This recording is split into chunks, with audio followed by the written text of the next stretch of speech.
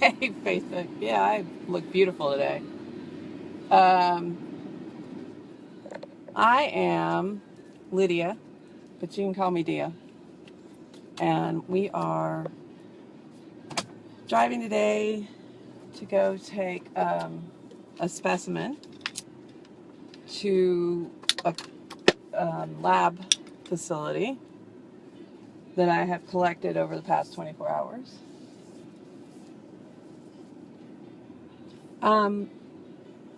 So I started IntroTokenLife, the blog, and have been writing about it. And I find sometimes with my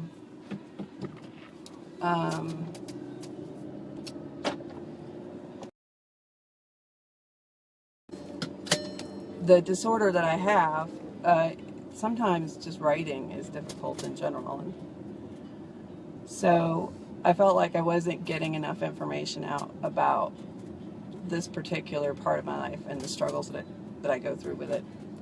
So then my son introduced me to Facebook Live. We started doing a silly show called Driving with Mom, which he's trying to put on YouTube. So the noise you hear is the styrofoam of the cooler with the specimen I'm taking in today. So I get this asked a lot. What is it that you've got? So what I have is neurocardiogenic syncope. Neurocardiogenic syncope is a form of dysautonomia, and it causes syncopatic episodes. For those of you not aware, syncopatic episodes actually means I pass out. Typically, I pass out when I am going from a sitting or lying position to a standing position. This is also something that's common in POTS, P-O-T-S patients. But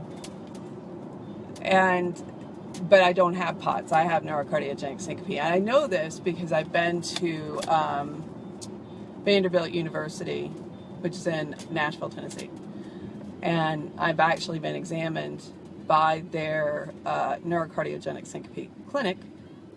And so we know, without a doubt, that's what I have. My son, some of you may know, was just given the tilt table test, which is a common test for neurocardiogenic syncope and for POTS patients, and passed that test.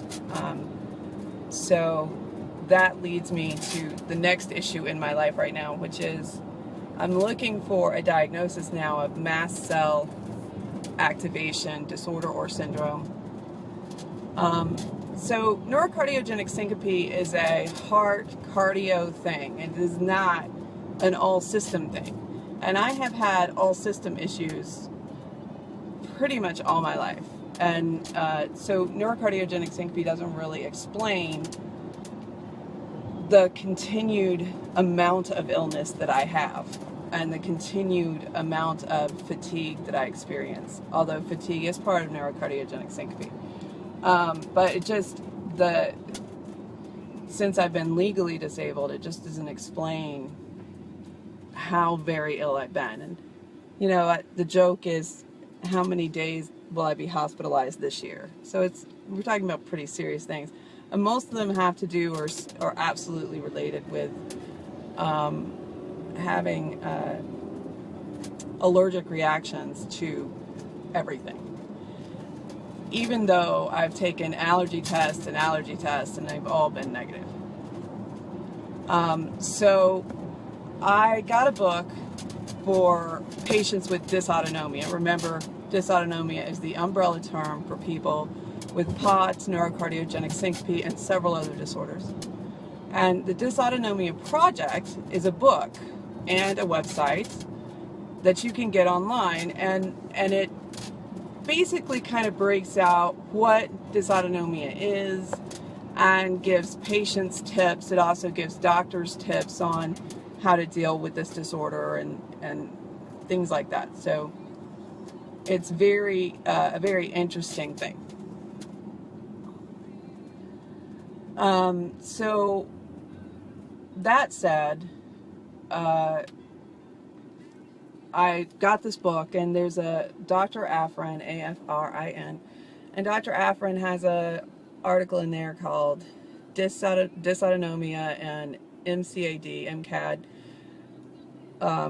the deadly duo or something to that effect.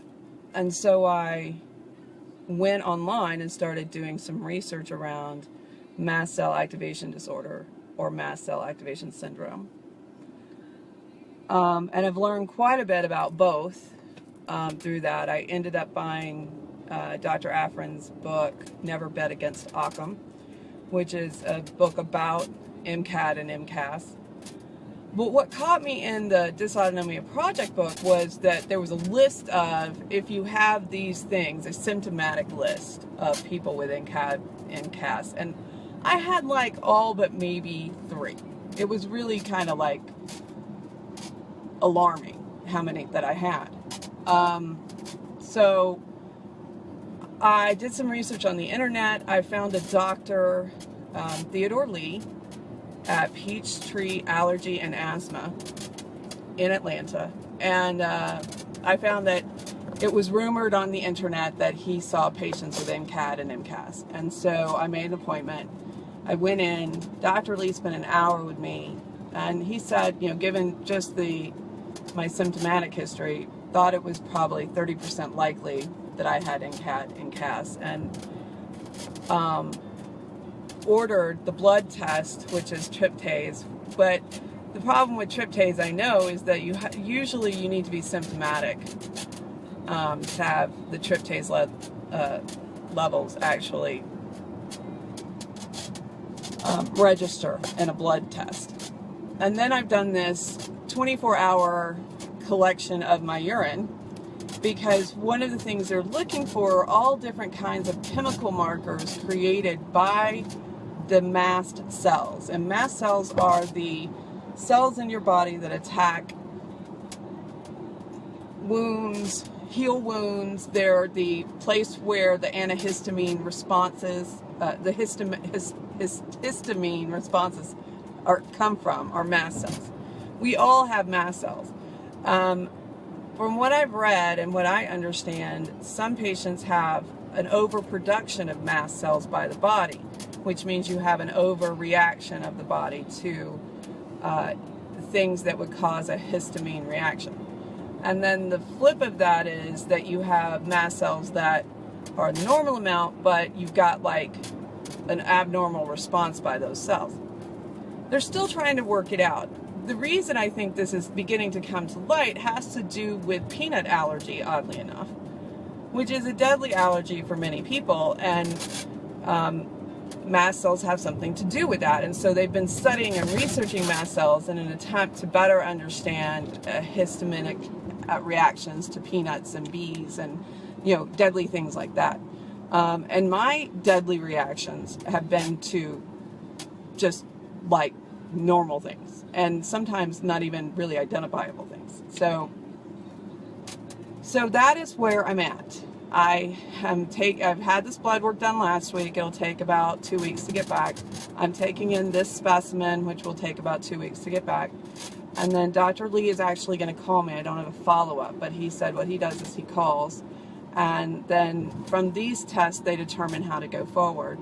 The other thing I will say about my condition that's a little weird is that I have had low IgA levels for years. We started noting this back in about 2010, 2011. And at the time, it was just me looking for anything in my blood work that would indicate why I continued to be so sick. And that was how I started to note it. No one had a good answer for why my IgA is low.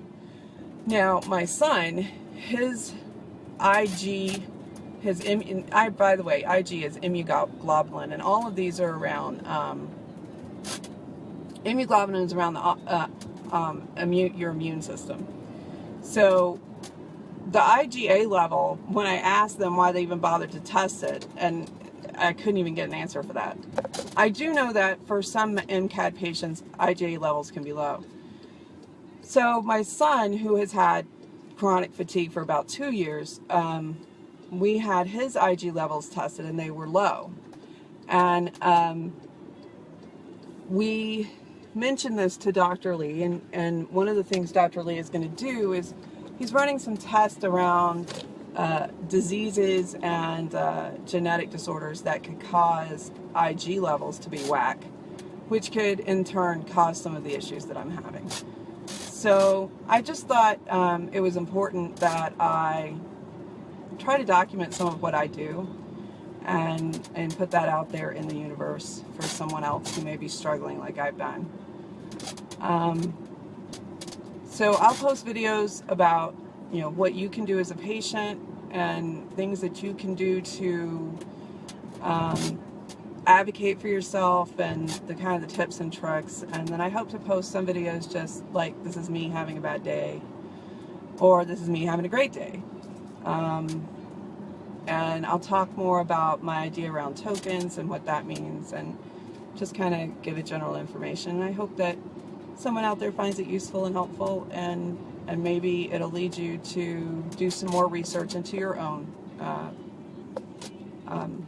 medical issues and what could be causing them.